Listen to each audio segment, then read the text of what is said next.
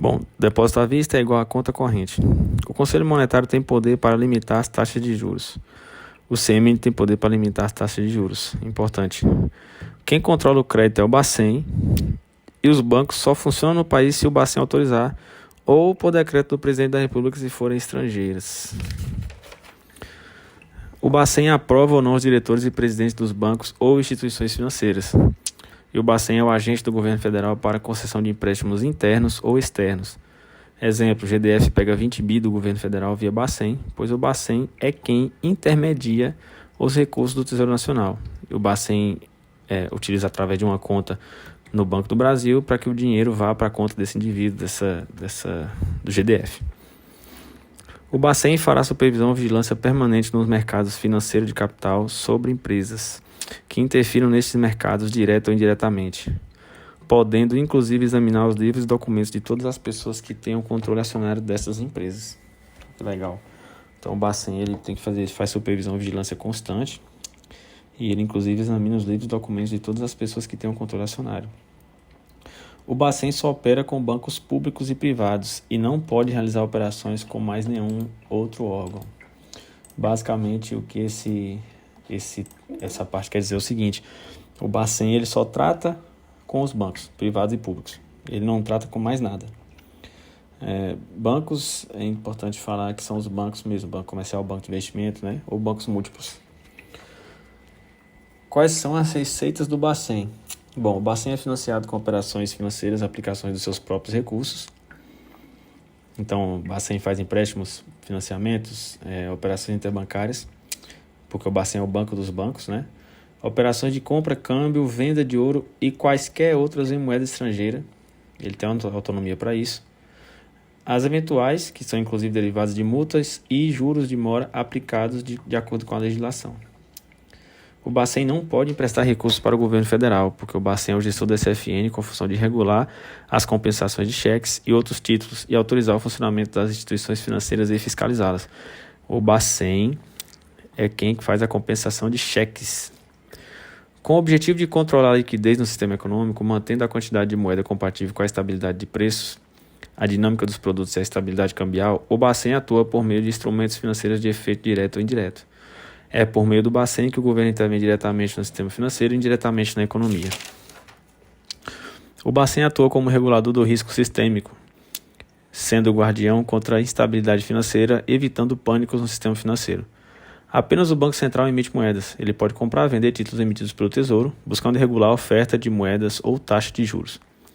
Nas operações compromissadas com o Tesouro Direto, um banco empresta ao governo, o Bacen compra temporariamente esse título do banco e o banco compra de volta antes do fim do contrato entre o governo e o banco.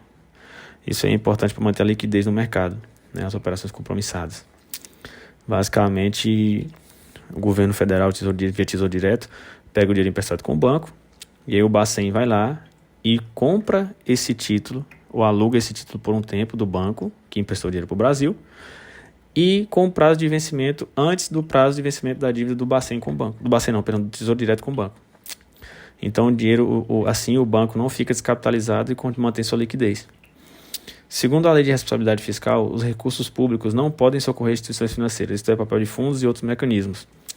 Desde 2002, o Bacen não emite títulos próprios. Agora vamos falar do Copom. A taxa Selic é uma média de referência, taxa de referência dos juros básicos da economia. É a taxa que o governo federal paga pelos seus empréstimos. O Copom foi criado em 1996 com o objetivo de definir as orientações e diretrizes para a execução da política monetária, definir as metas para a taxa Selic e divulgar o relatório anual da inflação. O Copom divulga o relatório da inflação. O Copom também tem a mesma composição do Bacen, 8 diretores e um presidente. A taxa Selic é uma média e pode variar no intervalo em torno dessa meta. O governo, o CMN, define a meta de inflação com 3 anos de antecedência. Vale lembrar que a taxa Selic é uma média e é uma meta. Então, quando o Copom se reúne e divulga a taxa Selic, define a meta da taxa Selic, o governo federal, via Bacen, ele vai operando no mercado de modo que ele consiga manter a taxa básica em torno desse valor. Essa taxa não necessariamente das operações do governo via Banco Central vão ser o valor definido pela taxa Selic, mas vão girar em torno dessa meta. Então, por exemplo, se a meta definida for 8%, as negociações vão estar em 7,5%, vão estar em 8,5%, 8,2%, 8,3% e assim sucessivamente.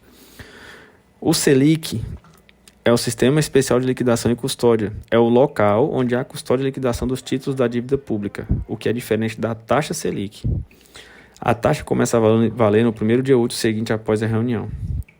E os objetivos do Copom são: definir orientações e diretrizes estratégicas para a execução da política monetária, definir a meta da taxa Selic, elaborar e analisar o relatório da inflação. O Copom irá se reunir 8 vezes ao ano de forma ordinária e de forma extraordinária, se for necessário. As suas reuniões serão em 2 dias, sendo o primeiro dia para apresentações técnicas e o segundo dia para definição da meta da taxa Selic e divulgação. O Copom vai deliberar ou decidir por maioria de votos, preferidos de forma oral com o presidente tendo o voto de qualificação de desempate.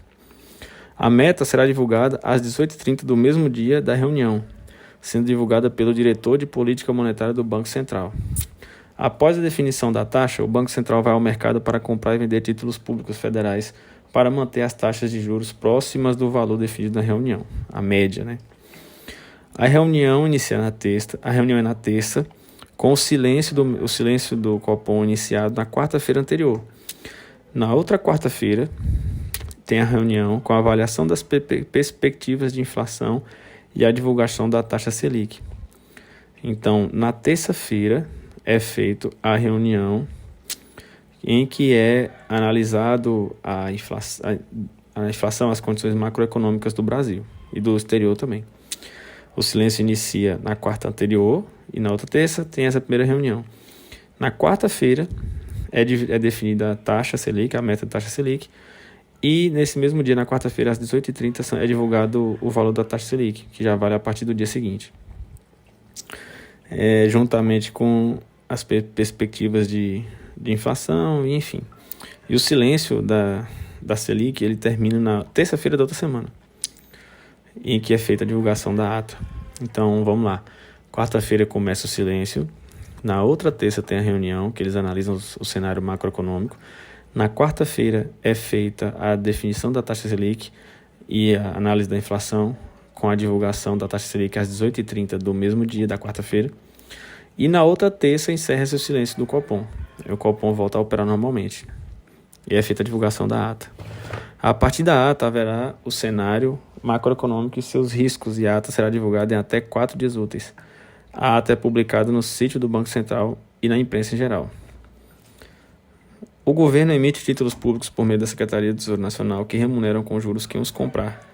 Estes juros são a taxa Selic, e qualquer um pode comprar esses títulos. O Bacen opera esses títulos, mas não é ele quem emite esses títulos. Então, a Selic, a meta é definida pelo Copom, e aí ela é uma meta, né, uma média, e aí essa média dessas negociações vai girar em torno da Selic definida pelo Copom, e as taxas efetivas da Selic, contrato a contrato, são as taxas over, que é a taxa realmente negociada. A Selic over é a taxa efetiva negociada, é a real. A Selic será a média de todas essas taxas overs. Copom 2. O Copom é um órgão colegiado de segundo grau. Copom 2. Agora a gente vai para o Conselho de Recursos do Sistema Financeiro Nacional. É um órgão colegiado de segundo grau que faz parte do Ministério da Fazenda e tem função de julgar em última instância administrativa os recursos contra sanções aplicadas pelo Bacen e pelo CVM e nos processos por lavagem de dinheiro pelo COAF. É um órgão paritário com 8 conselheiros titulares e 8 suplentes, com reconhecida capacidade técnica e notório conhecimento dos assuntos tratados. O regimento diz que os conselheiros terão mandatos de 3 anos, permitindo até 2 reconduções consecutivas. Ou seja, eles podem ficar até 9 anos no total. O presidente é um dos indicados pelo ministro da Fazenda e o vice é indicado por representantes do setor privado. Cada conselheiro terá um suplente indicado pelo ministro da Fazenda. Eles atuam junto ao CRFN, procuradores da Procuradoria-Geral da Fazenda Nacional, designados pelo PGR, com o objetivo de observar se ela está sendo seguida à risca nas operações financeiras. O Conselho também conta com a Secretaria Executiva, como unidade de apoio administrativo e de gestão. O CRSFN julga em segunda instância administrativa. Agora vamos seguir para operações bancárias.